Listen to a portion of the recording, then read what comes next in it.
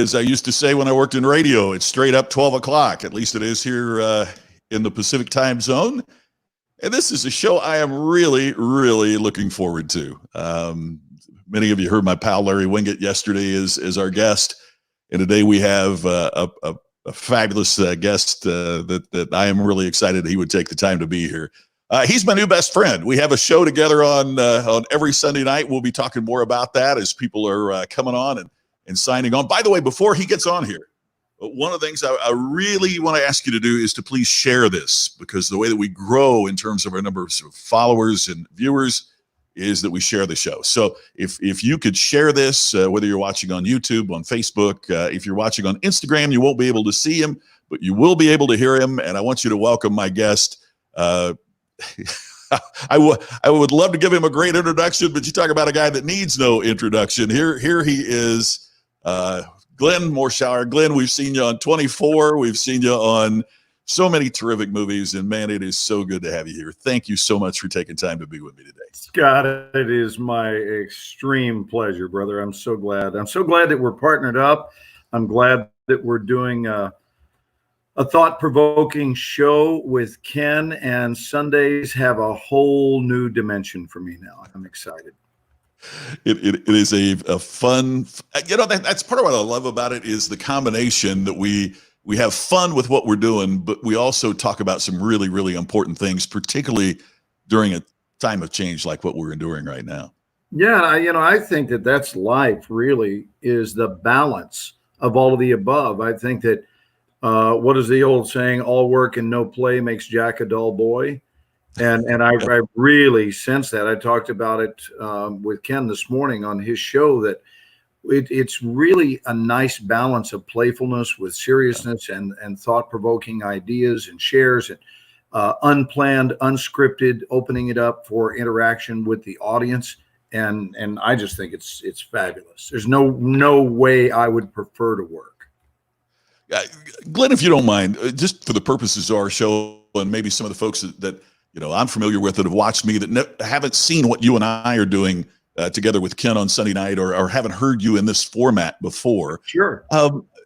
People think of you obviously first as an actor, because that's where they've been exposed to your talent.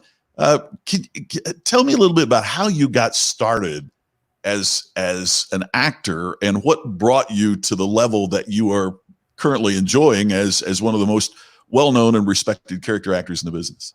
Well, I'll give you the Cliff Notes version because of the 30-minute format. And that's just that I went to see a play when I was 11 years old. My mom thought it was time for, she put it this way. She goes, "Boys, it's time for some sophistication in your lives." So she took us to the Dallas Theater Center to see Charles Dickens play A Christmas Carol. And in the fewest words I know how to describe this, I fell in love with the experience. My brother Brian, who was on the other side of her seated, was miserable. And at the intermission, he wanted to leave and asked Mom if we could leave. And that play was busy changing the entire trajectory of my life. I asked her if there were any way she could look into seeing if they teach classes there. And after the second half of the play, I was so enthralled. She was a really cool mom, and still is. My mom's still living. She's 82 years old, and she supported me that day and got me enrolled in the classes at DTC. And within 4 years, it took 4 years of training, theater training, and all the while my plan is now I'm going to Broadway. I am Broadway bound. And then all of a sudden a talent agency in town asked me to come in and read for a television commercial, which I booked, and I was off and running. And I went from there, after several commercials, to booking a lead in a feature film, having never been in a movie, which is almost unheard of. It is. It's unheard of. And I didn't even understand. I was too naive to understand how unheard of that was. And that's the film that launched my career. It was a movie called Drive-In in 1975. And it took me from plans of going to the East Coast instead to go to the West Coast. And then after it came out in the summer of 76, I spent that summer signing pictures and kissing women and deciding, you know what? This is a lifestyle that works for me. And I wound up moving to LA at age 18, right after I graduated high school, and We thought we would live there, Carol and I, our entire lives. And her mom got sick about 7 years ago, and we came back to spend the last part of her life with her, and loved being in Dallas. And it didn't slow me down at all. The phone continued to ring. So we now live in our hometown where it all started. That's fantastic. Is there any role? I mean, you're known. It's kind of funny because when I've told friends, how we're connected now, about half of my friends obviously go, "Oh, Aaron from 24," and the other half are watching you currently on The Resident. Kids are from the Transformers. So what role are you recognized for the most? Well, I've been blessed to dabble in a lot of different areas, in a lot of different genres and a lot of different age demographics. But 24 was certainly my favorite character for this reason. He was the closest to my heart. And that was not a character that they expected Scott to do anything with. He was kind of what we call a paper towel character, which means he's disposable, and was going to last for 2 episodes. That's all I signed to do. Oh, no kidding. In season 1, 2 episodes was it? 2 episodes, and that's it. I'm going to be done. And then they spotted chemistry between David Palmer, the president, played by the inimitable Dennis Haysbert, and Aaron. Those characters were inseparable brothers, and they thought, wait, we have something that's too good here to bring an end to it. Sure. And then I wound up staying, and the next thing I know, I'm around for 7 years. So this falls under the heading of more than, excuse me for interrupting, but you have more seasons in which you appear than anybody other than Kiefer Sutherland. Is correct? That's correct. Not more episodes, right? But more seasons. But more seasons. Yeah. So the character lasted longer than any other character other than Jack Bauer. And what this falls under the heading of, Scott, is we never know. Yeah. In life, we never know that this next moment that we're entering into right now might be the moment that changes everything. And, I'm a writer myself, and some of the greatest epiphanies, I'm a writer, I'm a director, I've been a teacher of acting and life coaching for 35 years. And I don't say this lightly, but some of my greatest epiphanies have occurred on the toilet. For real. I mean, in mid business, the greatest awareness chapters from my book have occurred either on the toilet or in the shower. And so we need to kind of stay out of this whole chronic opinionitis about when the next big life-altering epiphany might appear, because we never know. There may be something that occurs during this interview that if it doesn't change your life or my life, it may result in a complete redirection for someone that's watching today. And I really grasp that. Glenn, one of the things that always struck me about 24 that I always found so fascinating. I mean, everybody thought the format was fascinating, and the way, it was one of the first. Tammy was talking last night about how it was the first show that she remembers that layered, different scenes on the screen at the same time. But one of the things that always has struck me about 24 is that, to me anyway, the best season was the 5th season. That season 5, so many shows, have a great first year and maybe a good second year. And then, but the arc of 24, where the best season was the 5th season, was always fascinating to me. And I don't know if you agree with that or not, but I wholeheartedly agree. And for the record, so does the entire world.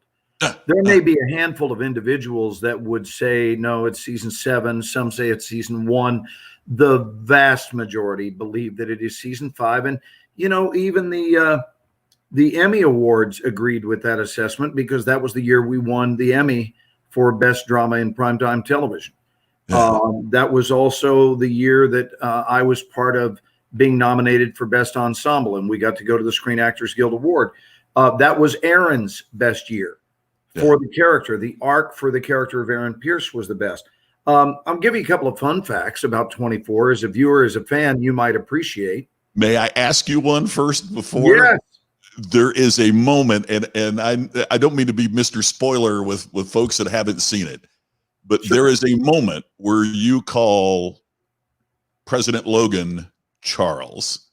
I have read that's an ad lib. You and I have never talked about this. We've never talked about that, and it's a question I've meant to ask you, and I've read that that's an ad lib, and I remember when it happened, you know, that was, I mean, I remember my wife and I on the couch going, so because that was actually a cool moment. You know? So you were fans of 24 long before you and I. Oh, we were huge, absolutely huge fans of 24, and it was a show that even if I was on the road, I would call from the hotel, put on a speakerphone, and we'd watch it together because that's what fans are. I mean, we could do this whole thing about 24, but it's so funny. Let me start by addressing that. Yeah. So the president of the United States, we had multiple presidents, but Gregory Itzin played Charles Logan that year in season 5, and he was a despicable character. Right, Gregory's a great guy, great guy, and this character was likened to Richard Nixon a lot. I don't know if that was the writer's intent or the producer's original vision, but the way it came out and the way it wound up being played, it was, you could say, somewhat Nixon-esque. And I was going to say that was what I loved best about his performance. It was Nixon-esque, but it never felt like he was doing even a character. It wasn't an impression at all. Right. But people compared him sure a lot. And so we're doing this scene. And in the scene, you know, I've been beaten up by his men. I'm sitting there bloodied in the scene. And the script opens with me saying, Mr. President. And I have a bit of a Southern accent in the show, which was a choice I made when I went in to read for the role. And I said, Mr. President. And then there's a big paragraph that I say. And at the end of the paragraph, I say, is there anything else, Mr. President? And that's as it's scripted. So we shot the wide, which is the establishing shot, what they call the master. It's the first shot always of a scene. So we did the master. Wide shot establishing the environment and the two of us. Now we come in for coverage, and they started on Greg's side first, meaning the camera's going to be over my shoulder onto him for his close-ups. And they set up the shot, and Greg works fast, I work fast. We were like a well-oiled machine. We were all hip to each other's rhythm, and that's one of the blessings of being in series television, because you all get to know each other. And so we're doing the scene, and they change lenses once to go in even tighter. And then they're ready to spin the camera around and do my coverage. And right before they did, they were done with Greg. The scene was finished. And I walked up to the director and I said, can we do one more? And he goes, well, we're coming to you now, Glenn. I said, no, it's not for me. There's something I would like to do. And he said, sure, what would you have in mind? And this was private. No one heard this, just the director and me speaking. And I said, I want to call him Charles. And he said, you what? And I said, think about it. Aaron has respected him and respected the office of the presidency. We see him being loyal, honorable, thoughtful, respectful, everything that's decent in a man. But he's had me beaten up by his men. So there's no love lost between us. If you think about it, there's no technical reason for me to be so damn polite. Yeah.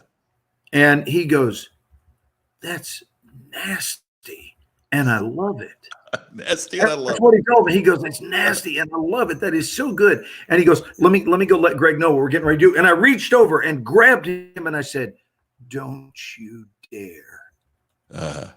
This is not embellished at all, Scott. It was a beautiful moment. I said, no, please don't. Because if he doesn't know, you can lie to him. You can lie to him and just tell him we got a hair in the gate. We got a problem. We need to do one more, Greg. He's not going to question why. And then what you're going to grab is his actual reaction to being called Charles. And here's what it won't be. It won't be Greg Itzin acting. Yeah. It'll be candid as can be. And he goes, yes. And so that's what we did. So what you heard was accurate. And Greg's reaction did not include acting. He was incensed because he couldn't believe that Aaron had called him by his first name. And what I said was, is there anything else, Charles? And what I said to him is, I said, I promise you, I will make Charles when I say it at the end of the paragraph, I said, I will make Charles sound like a curse word.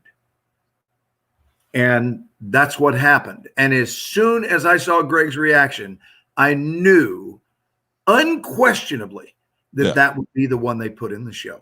Absolutely. Lightning in a bottle, man. You caught it. That is so cool. It was one of, and for years it was touted as being one of the top 5 moments of the whole series for 8 years on the air. People love that. And people come up to me on the street all the time and go, is there anything else, Charles? That is so cool. That is so a couple of the other fun facts about 24. One, we could neither gain nor lose more than 2 pounds a year. And the reason is because it's the story of one day. Yeah. So if you think about it, I mean, it makes sense. You can't have, and all of our stories were based on the clock, like you would, the 9 to 10 a.m. episode. So let's say you're in 9 a.m. to 10 a.m. I think I said 9 a.m. to 10 p.m., but 9 a.m. to 10 a.m., 1 hour. And then later in the day, you're doing 7 to 8 p.m. And it's the story of the day. But meanwhile, 7 or 8 months have passed since you shot the first one. But it's still the story of the same day. And it's not unusual for someone, especially if they're a little reckless. It's not unusual for anybody to gain 10 pounds in a year.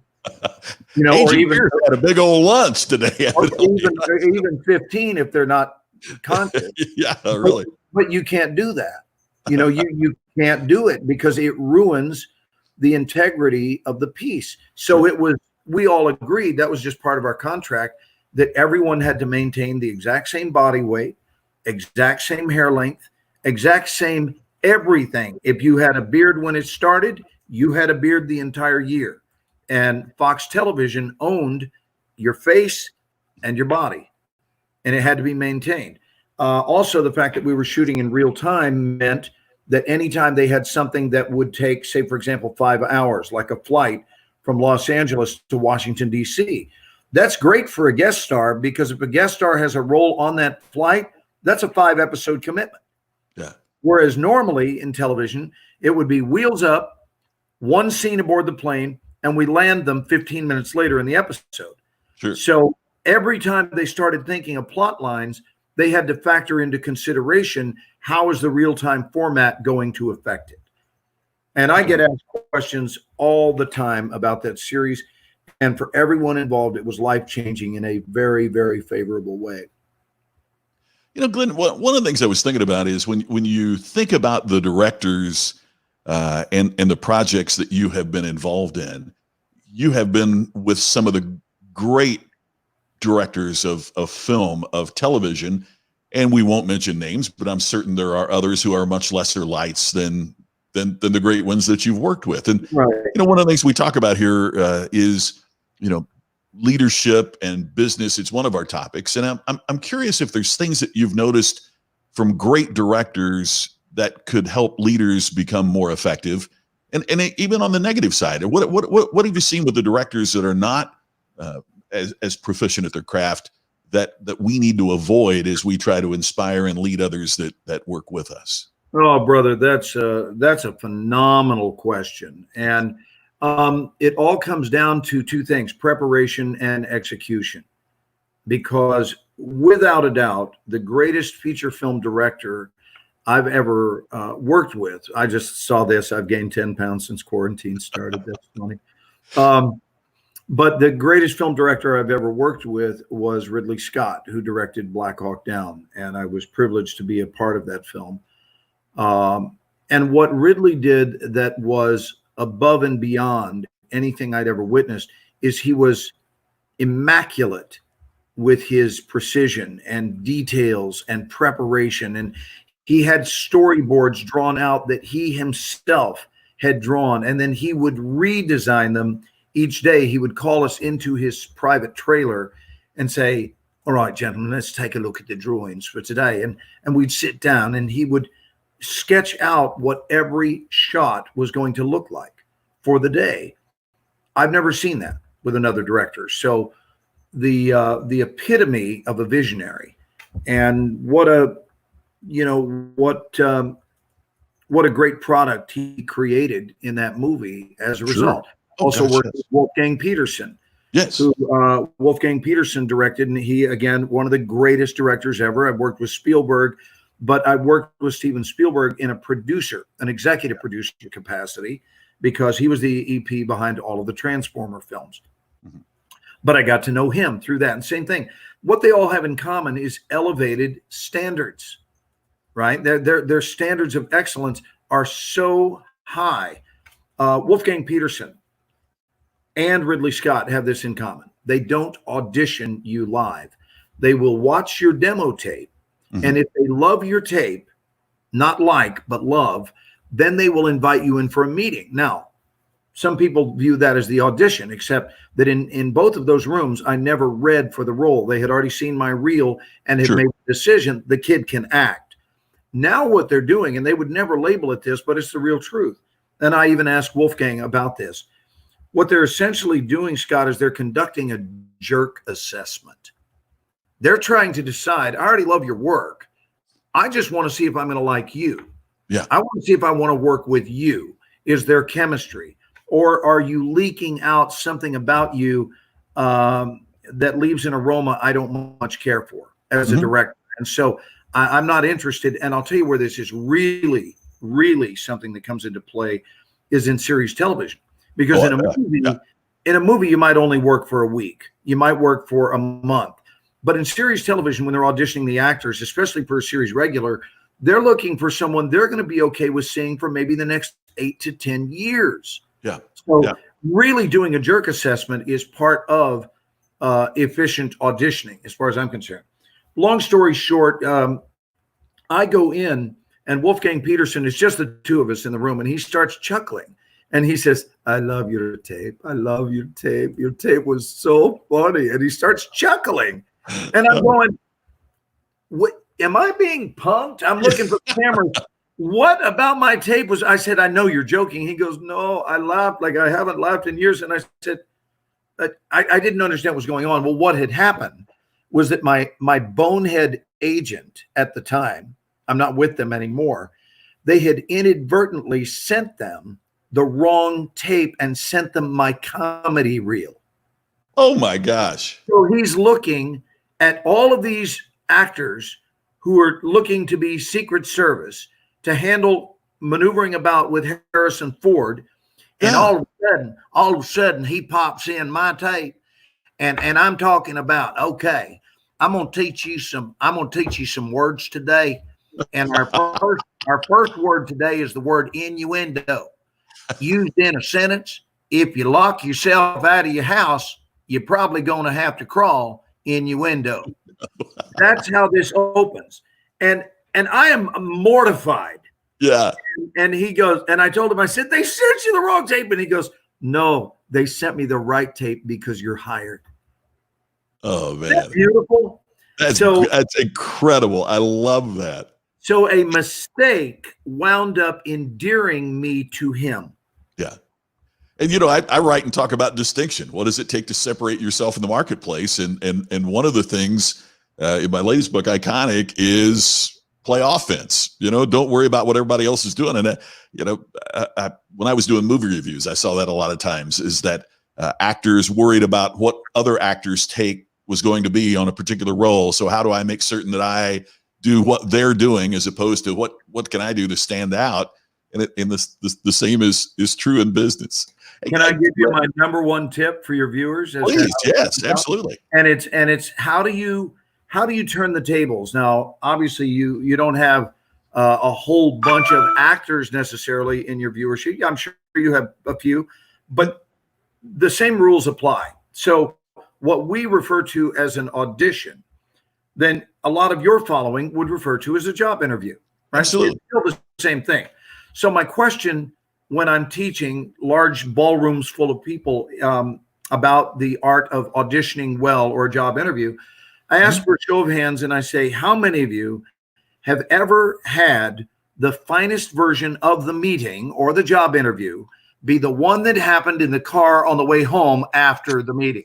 So true. And Yeah. of course, everybody's waving their hand and they're like, oh, yeah. And they're like, why was I shaking so much? Why were my palms sweaty? Why was I swallowing and my voice was cracking? Whatever it is. And you go into that mental state of mind of what I call the coulda, woulda, shouldas. Yeah. Right. Yeah. And so I came up with a strategy years ago based on a whisper. And I've got to tell this quickly based on time. But I've always valued my whispers, buddy. I've always really valued them and not only heard them, but have committed to acting on them. Well, almost 30 years ago, I'm headed to a series regular role at ABC. And I walk out the door and I get a whisper. I turn around to walk back inside and Carolyn says to me, that's my wife. She says, did you forget something, honey? And I said, nope, just got a whisper. And she goes, okay, what did you hear? And I said, well, I'm reading for a sitcom today. And she said, yeah. And I said, apparently my whisper is telling me that I'm supposed to go to the network with my shoes filled with syrup, which I did. We walked into the kitchen and we poured them, and proof that Carolyn is the greatest lady that ever breathed air. She looks at me when I suggested that we should fill up my shoes with syrup. She did not look at me and say, Glenn, are you unwell? What she said was, honey, would it be Aunt Jemima or Log Cabin, right? And so we filled my shoes, and I went into that room at the network with not a few drops, my friend. I'm talking about several, and it left me with this indelible smile, just knowing I know something you don't know. And I wound up booking the job. Now get this. You got it. Yeah. The very next interview, I decided that this playful, and I wasn't one to get nervous anyway. I was just basically toying with something to see if maybe I could add to an already existing condition of wonderful and maybe make it perfect. Maybe make myself unstoppable. So on that next interview, I put little baby marshmallows between my toes. I went in and booked that job. And I booked the third and I booked the fourth. I'm going to wrap this up because I'm looking at the time. I called my agent and I said, thank you for the interview. I've now got a fifth job coming up, and I had booked 4 in a row. They said, do you realize that if you book this job today, you will tie a 30-year record? My 30 God. years. It's never been done. 5. And so I went to that interview, and here was my prevailing thought. If it works this well in my shoes, where else might I want to begin placing things? And I took a piece of Oscar Mayer bologna, folded it in half, and wedged it directly between my butt cheeks. Walked in, I booked job number 5, 6, 7, 8, and 9, every one of them with bologna up my butt. And I'm convinced the only reason I didn't book the 10th job is because I friggin' ran out of bologna. And it's all true. And that's no baloney, right? That's hey, we're going to go a minute or two over if you've got a moment. But hey, man, I just told that story for your benefit faster. Faster than I love ever that. told it. I love that story. That's one of the questions that we had, and it leads into us talking about the show that you and I and Ken Walls are doing every Sunday night. But one of the questions here from my friend Charles is, what led you to become, and he's calling it a life coach. Would you call it that, or teacher? Yeah, what would you call that, and what led to that? I like life coach way more than motivational speaker. Oh gosh, yes. It's almost like being called a redheaded stepchild. Oh, you're a motivational speaker. It's got a weird stink to it. Okay. But I'll tell you, the answer to that is that I started teaching a course in audition mastery when I was 25 years old. This is not said from ego. It's a fact. At that time, I had the #1 booking batting average or percentage at the agency I was with. And this was a few agents ago. I'm 25 years old now. Now I'll be 61 in a little over a week. But they said, you're booking like a friggin' machine. What are you doing out there? And I said, it's interesting you should ask. I've been working on some different approaches. Well, they were all mental approaches and shifting my thoughts about the experience altogether. getting rid of the word auditioning for starters. And I stopped using the word auditioning when I was 25 years old. And I replaced it, Scott, with what it really is it's a meeting. Yeah. The difference being an audition does not take place on a level playing field, whereas a meeting does. And I can prove that. Now, you're a married man now, but before you got married, the week you were getting ready to get married, if you had never met her parents before, and I said to you, so you've never crossed paths with them? And you said, nope, but that will occur this week. Here is my question to you. Would you rather have met them or auditioned for them? Yeah, I love that. And it immediately puts it into perspective. And if what if you had said, what if she said, oh, by the way, I have your audition for my parents scheduled for this Friday? Yeah. That would sound so ugly. Wouldn't it? Yeah. So I was teaching people how to replace that disempowering word where you enter as from a subservient position and replace it with something that is empowered because it takes place on a level playing field, that word being a meeting. And that was the biggest change. So I was coaching mindset in the life of an actor, and it grew like wildfire. And it was on their prompting. They said, you are a booking machine. If there's any way you can coach this, we will keep your classes full. So they were feeding my classes with actors. It was in their best interest to do so because those actors were booking work, which translated into more commissions for the agency. So we had a great gig going, and it got bigger and bigger and bigger. And then the same agent who encouraged me to teach, a couple of years into it, said, I think you might want to take this program on the road. And then I booked 24 years later, and it was a global hit. So now I have a calling card. My face is recognizable. The film Under Siege really is the film that gave me on the street recognition. So in winding up this story, I started traveling around the country. And I met a good old boy in Houston who walked up to me and he said, hey, Glenn. I've told this story so many times. He said, hey, Glenn. And I knew I loved him because it took him 2 syllables to pronounce my 1-syllable name. He said, hey, Glenn, my granddaughter told me if you're ever anywhere near Houston that I was supposed to come hear you speak. And as you can see, I have done that. And I said, yes, sir. Well, he said, and he did that weird pause too. He goes, as you can see, I have done that. I didn't know if he died in the middle of his sentence. I didn't know what had happened. But he goes, son, I want to tell you something. I'm not an actor. When I came over here today, I had no idea what I was going to hear. But I got to tell you, you weren't talking about acting on that stage at all tonight, my friend. You were talking about love, mostly. You were talking about life, joy, power, connection, flow, ease, honor, integrity. And I'm wondering, and he reaches into his jacket, and he says, I'm wondering if you might come speak to my people at Exxon. Oh, my gosh. And I went, I didn't do that out loud, but in my mind, I did. Right, of course, yeah. And I said, so you want me to do my program for Exxon? And I said, and he goes, yes, I do. I said, well, the answer is yes, but how would you like me to tweak it and tailor it to fit your company? And he goes, see, that's the beauty of this. I don't want you to change anything. Wow. And I said, you want me to do what you just saw tonight for Exxon? He said, yes, I do. And that man changed my life.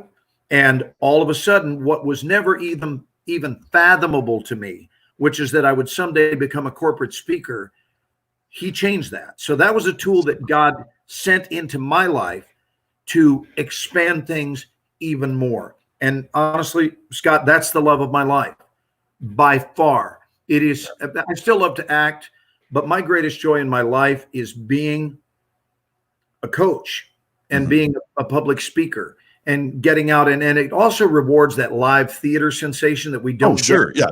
The instant reaction. Yeah, absolutely. Yeah. Yeah. You and I have spoken about that, about the value of the instant reaction on stage. And we're fueled by the feelings in the room. And so this includes all of those old satisfying feelings we had as stage actors. So, man, as we have a saying in the South, and the saying is, I am in hog heaven. So I love it. I love it. And I do consider myself a life coach. And I think that that's really my legacy, brother. And I think that our show is a big part of that legacy. I think we're going to be changing lives with what we do on Sunday nights. I hope so. What is it? My buddy Colin says, I love this. Listening to Glenn makes me want to watch it, right? Fascinating individual. Man, you got that right, Colin. Colin is the guy that posted during our show the other night, Glenn, he figured that we were going to run overtime on my show today, and he absolutely nailed that because oh, you were talking about the over-under, right? Yeah, he's the guy that does the over. It was what he's betting the over on what. Well, we're only 5 minutes over, so it's not criminal at this point. Exactly. We're doing so great. Hey, I want to catch up with a couple of things. This is Chip Eichelberger, who is a well-renowned author and speaker. And he just found us here, and he's been watching the whole time, and wanted to thank us for that. Chip's one of the good guys. Here's another great speaker and leading expert in the field of technology, Terry Brock. Likes I love it with 2 syllables. I love it. Glean. And thank you, Cheryl, about every word spoken will make an effect. Yes, absolutely. And Cheryl, you do a great job of doing that. So Colin is glad we spent the time. So, hey, Glenn, before we go, I really want us to mention Sunday night, every Sunday night at 8 o'clock, 5 o'clock Pacific time. Glenn, Ken Walls, and I get together. And if you've liked this conversation, wait till we add Ken to the mix and you see the whole shooting match, because it is absolutely fantastic. We occasionally have guests that will join us as well. And Glenn, it's just such a privilege and pleasure to be a part of this with you. Scott, I love it. And I want to ask you, do we have, and 7 o'clock Central Time, by the way, 7 Central Time, which is where we are. But have you ever had a guest sing on your show? Because I'd like to take us out with a song. Have never had that, in fact. And so I think that was a great time to start. Don't you think? All right. So this is a tribute to my dad, who taught me this song when I was a little boy. And it goes like this. It's called There's a Hole in the Bottom of the Sea, and There Will Be No Music. It's all a cappella. It goes something like this. There's a hole in the bottom of the sea. There's a hole in the bottom of the sea. There's a hole. There's a hole. There's a hole in the bottom of the sea. There's a log and a hole in the bottom of the sea. There's a log and a hole in the bottom of the sea. There's a log. There's a hole. There's a hole in the bottom of the sea. There's a frog. There's a bump on a log and a hole in the bottom of the sea. There's a bump on a log and a hole in the bottom of the sea. There's a bump. There's a hole. There's a hole in the bottom of the sea. There's a frog on the bump and a log and a hole in the bottom of the sea.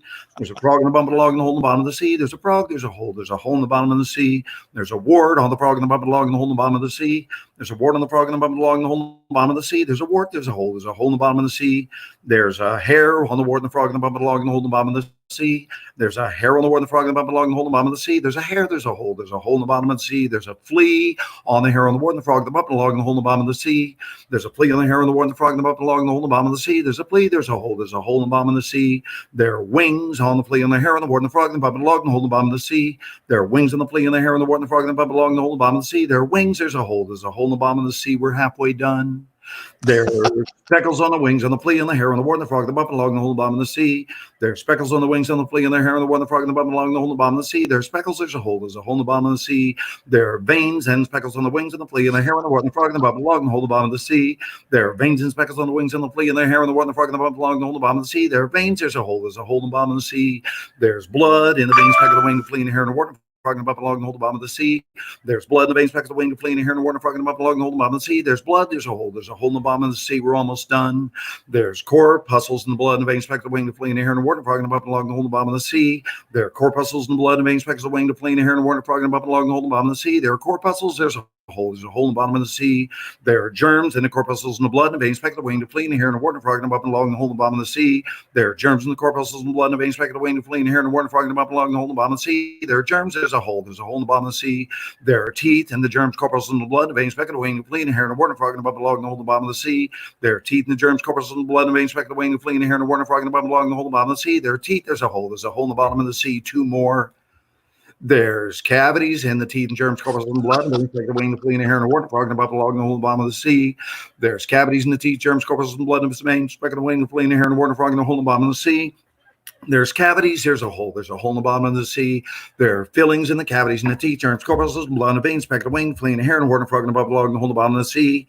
There's cavities in the teeth, germs, corpuscles in the blood, the veins, speck of the wing, the flea, and the hair, and the wart, and the frog, and the bump, and log, and the hole in the bottom of the sea. There's cavities. There's a hole. There's a hole in the bottom of the sea. Last verse. There's a hole in the fillings, in the cavities, in the teeth, in the germs, and the corpuscles, in the blood and veins, speck the wing, the fleeing hair, the wart and frog, and the bubble, the log, and the hole in the bottom of the sea. There's a hole in the filling, in the cavities, in the teeth, germs, corpuscles, and the blood and veins, speck the wing, the fleeing hair, and the wart and frog, and the bubble, the log, and the hole in the bottom of the sea. There's a hole. There's a hole. There's a hole in the bottom of the sea. Thank you, Dad.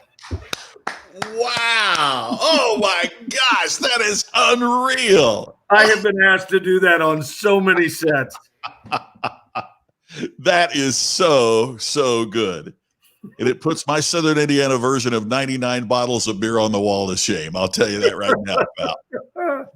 Hey, Glenn, I can't thank you enough. Thank you for making time to be here. You're getting a standing ovation from our audience all over the world here. So that's just very, very cool. Man, I appreciate it so much. Thank you. Can't wait to see you on Sunday night. Everybody, please tune into our show. It's every Sunday night at 8 o'clock Eastern, 7 o'clock Central, 5 o'clock Pacific. It's the Ken and Glenn Show with a guy named Scott, who would happen to be me. And Blessings to you, my friend. I am thrilled to be here. So thank you so much, Glenn. I really appreciate it. Hey, thanks everybody for watching. It's truly my favorite time of the day is when you're here. And I look forward to seeing you again tomorrow. We will not have an encore version on my behalf of the hole in the bottom of the sea, but I will be back with more tomorrow. Thanks, everybody. I appreciate you watching Daily Distinction. I'll see you again tomorrow, same time, same everything. Thanks so much. See you soon.